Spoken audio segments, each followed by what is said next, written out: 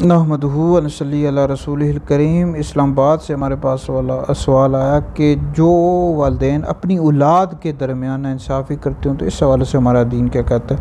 बुखारी और मुस्लिम दोनों में हदीस मौजूद है। हज़रत सैयदना नुमान बिन बशीर रज़ियल्लाहु ताला अन्हु से रिवायत है कि उनके वालिद बशीर बिन साद इन्होंने इनको एक ग़ुलाम हिबा किया, गिफ्ट किया।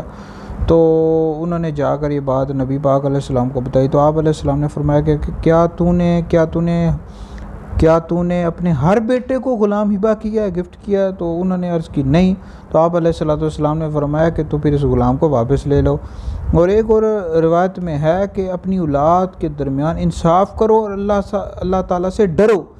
लिहाजा इस हदीस से मालूम होता है कि जो वालिदैन अपनी औलाद के दरमियान नाइंसाफ़ी करते हैं तो उनको अल्लाह ताला से डरना चाहिए। याद रखें, जिस तरह अगर औलाद नाफरमान हो तो उसकी आखिरत में पकड़ है, वो बहुत सख्त गुनाह है। इसी तरह जो वालिदैन अपनी औलाद पर जुल्म करते हैं, नाइंसाफ़ी करते हैं, उनकी दिल आज़ारी करते हैं, एक बेटे के साथ अच्छा सलूक करेंगे, बेटी के साथ अच्छा सलूक नहीं करेंगे, नाइंसाफ़ी करेंगे, तो ये भी गुनाह के ज़ुमरे में आता है।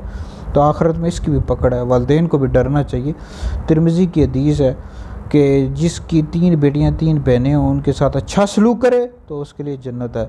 तो बहरहाल जिस तरह बेटे से उसकी पसंद पूछी जाती है, पसंद की शादी करवाई जाती है, इस तरह बेटी से भी उसकी पसंद पूछनी चाहिए, पसंद की शादी करवानी चाहिए। ये हमारा दीन कहता है, हमारे दीन का ये पैगाम है।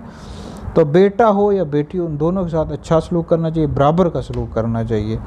तो ये वीडियो सुने, आगे भी सुनकर वीडियो सुने, सुनकर इस वीडियो को आगे भी शेयर करें, जो आपके लिए बहुत बड़ा सदका जारी है।